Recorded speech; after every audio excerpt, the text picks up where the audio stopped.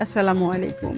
প্রিয় গাইস, কেমন আছেন? আমি আলহামদুলিল্লাহ ভালো আছি। কেবিজি ব্লগের পক্ষ থেকে আপনাদেরকে আবারও স্বাগতম।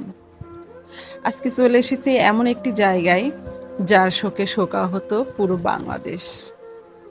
মাইলস্টাইন স্কুল অ্যান্ড কলেজ। এটা বাংলাদেশের ঢাকা শহরের উত্তরায় অবস্থিত একটি বেসরকারি শিক্ষা প্রতিষ্ঠান। এতে বাংলা ও ইংরেজি মাধ্যমে কেজি থেকে দ্বাদশ শ্রেণী পর্যন্ত শিক্ষাদান করা হয়। ২০২৪ সালে তথ্য অনুসারে এ প্রতিষ্ঠানে মোট ২০,২৩,৬০ জন শিক্ষার্থী শিক্ষা গ্রহণ করেছে। ২০২৫ সালের ২১শে জুলাই সোমবার বেলা ১ ঘটিকায় বাংলাদেশ বিমান বাহিনীর F-7BI প্রশিক্ষণ যুদ্ধ বিমান কলেজের ক্যাম্পাসে বিধ্বস্ত হয়। এতে বিমানে থাকা পাইলট, ফ্লাইট লেফটেন্যান্ট তৌকির ইসলাম সহ অনেক শিক্ষক, শিক্ষিকা, শিক্ষার্থী আহত ও ৩৫ জন নিহত হন। এর ফলে দীর্ঘ ১৫ দিন বন্ধ থাকার পরে ৬ আগস্ট পুনরায় ক্লাস ও পরীক্ষার কার্যক্রম শুরু হয়। প্রিয় গাইস, আমি চলে এসেছি আজকে সেই মাইলস্টাইন স্কুল অ্যান্ড কলেজে, যা দেখে সারা বিশ্ব, সারা বাঙালি কেঁদেছে। এমন কোনো মানুষ নাই যে যার চোখ থেকে পানি পড়ে নাই। আজ আমি আপনাদের দেখাবো সেই জায়গা এবং অলৌকিকভাবে বেঁচে যাওয়া দুটি শিশু, তার মায়ের সাথে আমরা সেই বেঁচে যাওয়ার গল্প শুনব। এই সেই স্কুল অ্যান্ড কলেজ, মানে আমার বুকের ভেতরটা কেমন ধকধক করতেছে। সালামু আলাইকুম আপু। সালামু আলাইকুম। ওয়ালাইকুম আসসালাম। বলছি, আপনার বাচ্চা তো এখানে পড়ে না? জি, কয়টা বাচ্চা আপনার? ২টা। কোন ক্লাসে পড়ে? ছেলে ক্লাস 4 এ, মেয়ে নার্সারি। দুটাই পড়ে। হ্যাঁ, যেদিন এখানে দুর্ঘটনা হয় এই স্কুলে, সেদিন তো বাচ্চারা এসেছিল। হ্যাঁ এসেছিল। তো আপনার বাচ্চাদের কোনো ক্ষয়ক্ষতি তো হয় নাই? না, বাচ্চার ক্ষয়ক্ষতি কোনো হয় নাই। বাচ্চা আগেই বের হয়ে যায়, মেয়ে আছে। আগে আপনি বের হয়ে নিতে আসার আগে বাচ্চা? হ্যাঁ, বলছিলাম তুমি চলে এসো, আমি একটু আগে আসবো। আগে আসি তারপরে একটু বলছি তুমি চলে এসো, তোমার বোন আছে বাসায়। হুম। তুমি আগে আসলে সুবিধা হবে একটু আগে। তারপর আমি একটু আগে হাতে ইশারা করছি, কথা বলছিল একটা বাচ্চার সাথে, ফ্রেন্ডের হুম। সাথে। তারপর বললাম তুমি এদিকে চলে যাও। আমি যে ব্যাগটা নিচে আর এরকমই শব্দ পেলাম। তারপর আগে আসলাম। আগে আসলে অনেক মানুষের ভিতর যাওয়া যায়, ই করা যায় না। পরে চলে গেলাম বাসায় যাই, যার তো বিপদ হওয়ার হয়েছেই। বাসায় যা আরো ভাবিরা ছিল তাদের ফোন ফোন দিলাম, কি খোঁজ খবর, ভাই বলে মানে আছে। এটা হওয়ার পরে কেমন আপনাদের মনে সেই পরিস্থিতিটা কেমন ছিল? পরিস্থিতি সেই ভয়াবহ। ভয়াবহ, ভয়াবহ। হ্যাঁ, এরকম একটা কত প্রতিটা মায়ের মায়ের আর্তনাদ। আর্থনা, কত কান্না, একটা বাচ্চা কারো ৩ টাকা ২ টাকা এরকম ই করা যায়। দেখতেই তো দেয় না খবরটা, ওরা আব্বু দেখলে এইসব দেখো না, দেখলে তো দেখা যায় না। দেখলে মানে সহ্য করা যাচ্ছে না। হ্যাঁ, হ্যাঁ, এমন দেখার মতো না। পরিস্থিতি আমরা। আর আমি প্রতিদিন শুধু খবরই দেখি, আব্বু কাল রাতেও এসব দেখো না। যে বাচ্চাগুলো অসুস্থ আছে তাদের মধ্যে কি আপনাদের পরিচিত কেউ? না, আমার ছেলের সাথে একসাথে পড়তো আর হুম ছিল একজন। হ্যাঁ, আচ্ছা আচ্ছা, দাঁড়াও। হ্যাঁ, আপনার কষ্ট লাগে। আর এক সেকশনে ওই একটু একটু পুড়ে টুরে গেছে, ওর বলে খালাতো বোন না খালাতো ভাই মারা গেছে। আহ, এসেতে হয়েছে সাইডে বলে। আপনাদের দেখা যাচ্ছে বাচ্চা স্কুলে নিয়ে আসলে অনেকের সাথে পরিচিত হয়। হ্যাঁ, ওনার সাথে বুঝলে তো সবাই তো সেক্ষেত্রে মানে পরিচিত পার্সন কোনো বাচ্চা এরকম ভয়াবহ যে না অগ্নিকাণ্ডে মারা গেছে? মারা গেছে। তারা হলো 6-7 এরকম। 6-7-এর? বেশি মারা গেছে কোন ক্লাসের স্টুডেন্ট? বেশি মনে হয় মেয়েরা, মেয়েরা বেশি? মেয়েরাই বেশি। ওরা কোন ক্লাসে পড়তো সবাই ওরা অনুমান? 3-তে। থ্রি স্টুডেন্ট বেশি মারা গেছে।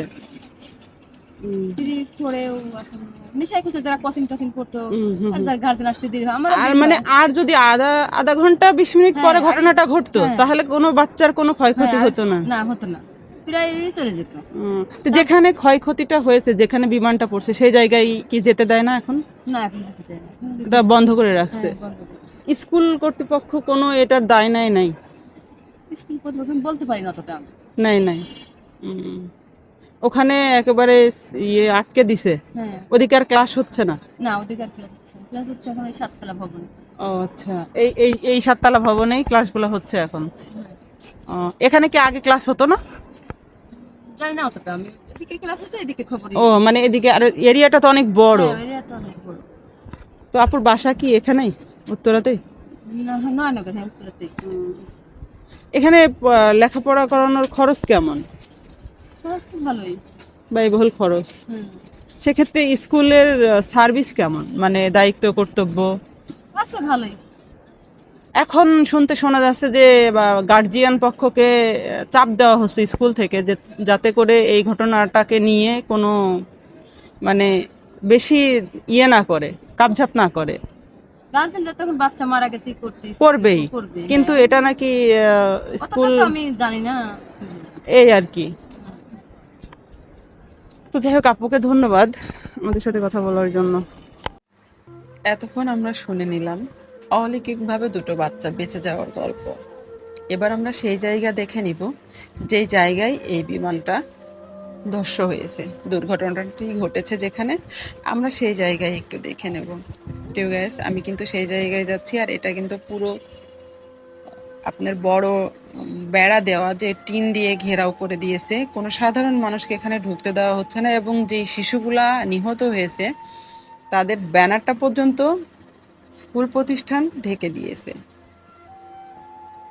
তো আমি আপনাদের অবশ্যই দেখানোর চেষ্টা করব জায়গাটি। তার আগে আমরা এই স্কুল সম্পর্কে একটু জেনে নিই। 2002 সালে মাইলস্টোন কলেজটি প্রতিষ্ঠিত হয়। এটি প্রতিষ্ঠা করেছিলেন অবসরপ্রাপ্ত কর্নেল নুরান নবী, যিনি রাজউক উত্তরা মডেল কলেজের প্রতিষ্ঠাতা ও অধ্যক্ষ ছিলেন। মাইলস্টোন কলেজ জাতীয় শিক্ষাক্রমের অধীনে নিম্ন মাধ্যমিক, মাধ্যমিক এবং উচ্চ মাধ্যমিক স্তরে বাংলা এবং ইংরেজি উভয় মাধ্যমেই শিক্ষাদান করে থাকে। মাইলস্টোন কলেজ জাতীয় শিক্ষাক্রম অনুসরণ করে। জাতীয় শিক্ষাক্রমের নিয়ম অনুযায়ী নবম এবং একাদশ শ্রেণীর শিক্ষার্থীদের বিজ্ঞান, বাণিজ্য, মানবিক এই 3টি বিভাগের যে কোনো একটি নির্বাচন করা বাধ্যতামূলক, এবং সে অনুযায়ী নির্ধারিত শর্ত পূরণ সাপেক্ষে শিক্ষার্থীরা নিজ পছন্দমতো বিভাগ নির্বাচন করে থাকে। আমরা সবই জেনে নিলাম, শুনে নিলাম স্কুল সম্পর্কে, এই কলেজ সম্পর্কে, কে এর প্রতিষ্ঠাতা এবং এখানকার নিয়ম কানুন। এই সেই জায়গা, এই সেই ভয়াবহ জায়গা যেখানে বিমানটা পড়েছিল। আপনারা দেখবেন একটু খেয়াল করে, বিমানটা পড়ে একবারে কিন্তু স্কুলের মধ্যে ঢুকে গেছে, আর এখানে ছিল ক্লাস 3, 4, 5-এর শিক্ষার্থীরা, মানে শিশু শিক্ষার্থীরা। এখানে 5 মিনিটের ব্যবধানে কিন্তু বাচ্চাগুলো চলে যেত। আসলে আল্লাহ, জানি না, আল্লাহর ইচ্ছা না থাকলে একটা গাছের পাতাও নড়ে না, এমন একটা দুর্ঘটনা ঘটবে, নারকেলের গাছগুলো পুড়ে ছারখার। আর এক্ষেত্রে আমি বলবো স্কুল শিক্ষকদের যে তারা কেন বেড়া দিয়ে রাখছে। এমন একটা দুর্ঘটনা, এখানে সাধারণ মানুষ আসবে, এখানে সাংবাদিক আসবে, ইউটিউবার আসবে, এখানে যে কোনো পর্যায়ের মানুষরা আসবে এটার সম্পর্কে জানতে, দেখতে। এমন একটা ভয়াবহ ঘটনা ঘটে গেল, তো ওনারা এটা বেড়া দিয়ে রাখছে। জানি না ওনাদের কিসের স্বার্থ এই বেড়া দিয়ে রাখাটা,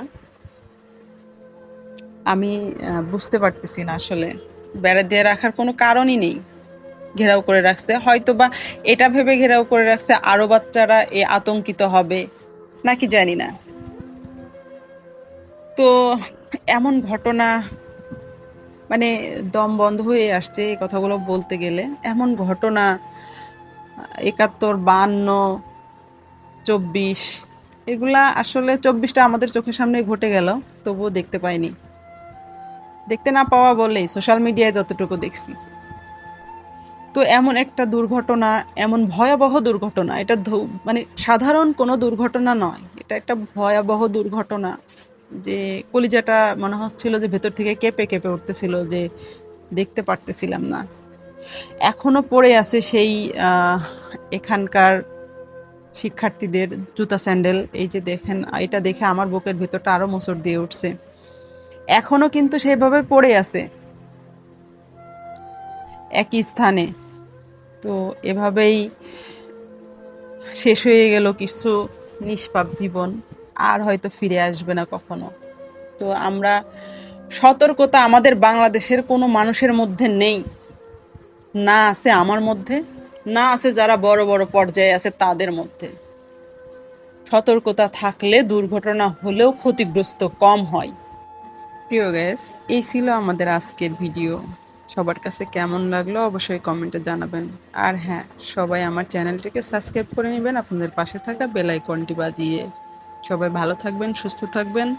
সবাইকে আল্লাহ হাফেজ।